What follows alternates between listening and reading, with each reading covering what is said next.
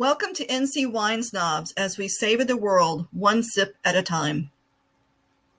In this episode of NC Wine Snobs on Vacation, we visit Bright Path Brewing in Jim Thorpe, Pennsylvania. Like many craft breweries, Bright Path does give you a windows seat into their brewing process. They actually do have some windows you can look through if you're sitting at the bar and be able to see what's going on in the background.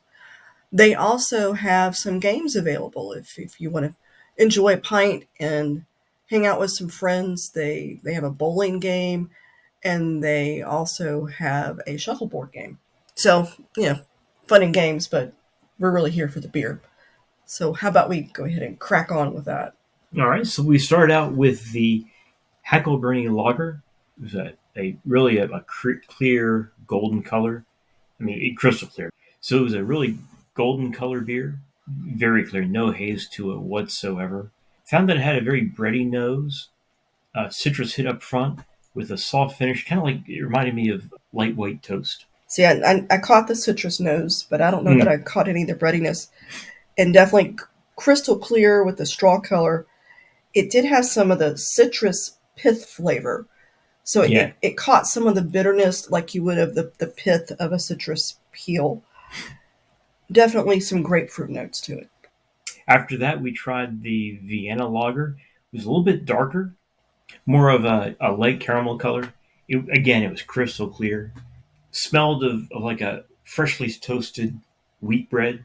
Had some spicy notes, thinking, coriander, cinnamon, a little bit of citrus to add some brightness, and a slight hoppy finish. I found the citrus on the nose. I don't know that I caught all the other subtleties that you did. There was definitely caramelized sugar flavor to it, but not the sweetness that you would get of caramelized sugar. After that, we tried the McGowan's Cream Ale. Up front on the nose, kind of citrus, a little bit of spiciness maybe. It was pale straw colored, and again, crystal clear. The beers that were supposed to be clear were clear. The one that was supposed to be hazy was hazy. Slightly hop forward on the flavor, but a nice, bright, clean, lemony finish. And for me, I also caught the citrus nose. And I'm thinking cream ale, I don't really think of the hoppiness. Yeah. It's a little bit unexpected. And it had some malty flavors to it on the tongue. From there, we moved on to the Marzen Oktoberfest. A little bit of a caramel aroma on the nose. But again, a clear, very much a darker nut brown appearance. This was the darkest of the five that we tried. Flavors, dark caramel, burnt sugar notes, with just this slight bitter finish to it.